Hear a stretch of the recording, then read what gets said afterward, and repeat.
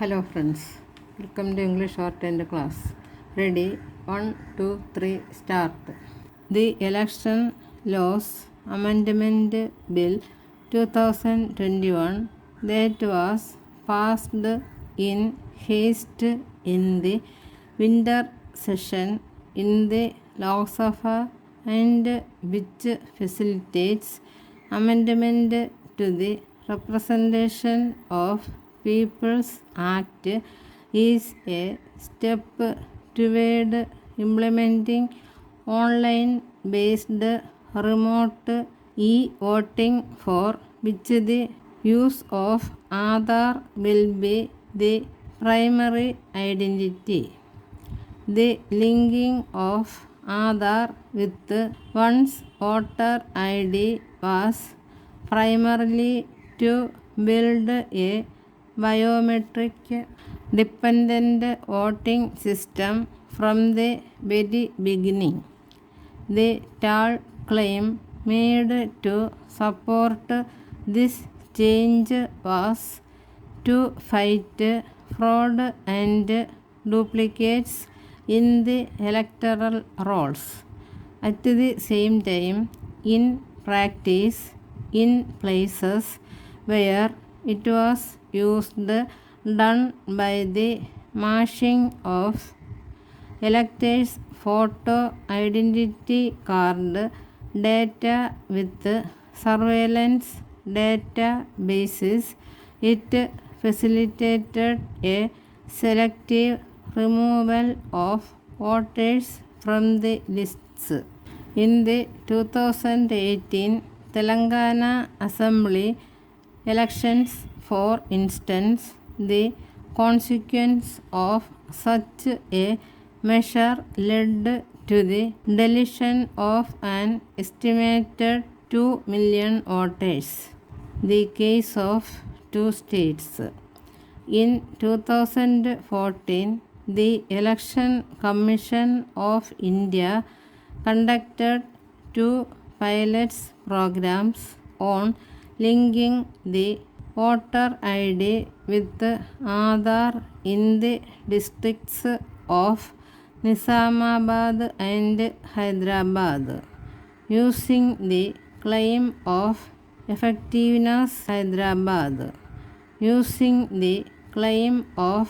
effectiveness in removing duplicate voters, the ECI called for a national consultation on Aadhaar and voter ID linking organized in Hyderabad in February 2015.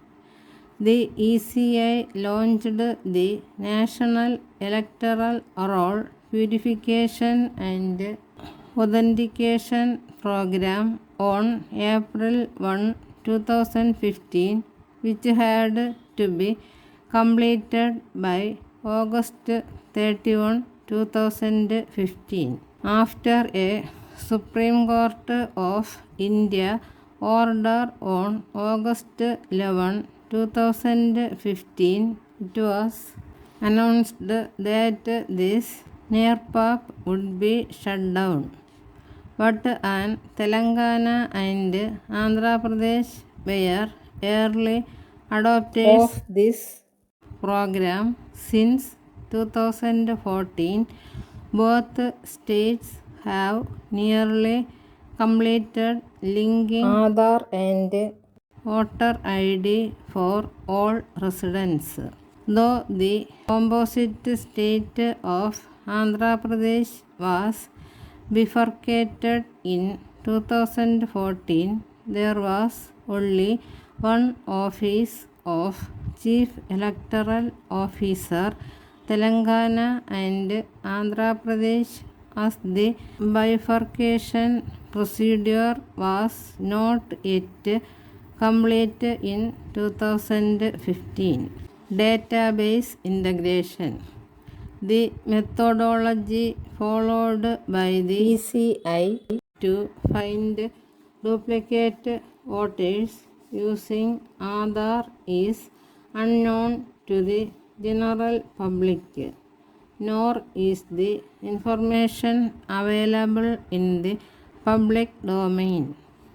Several applications under the Right to Information Act to the Chief Electoral Officer, Telangana, asking for this information have been in vain.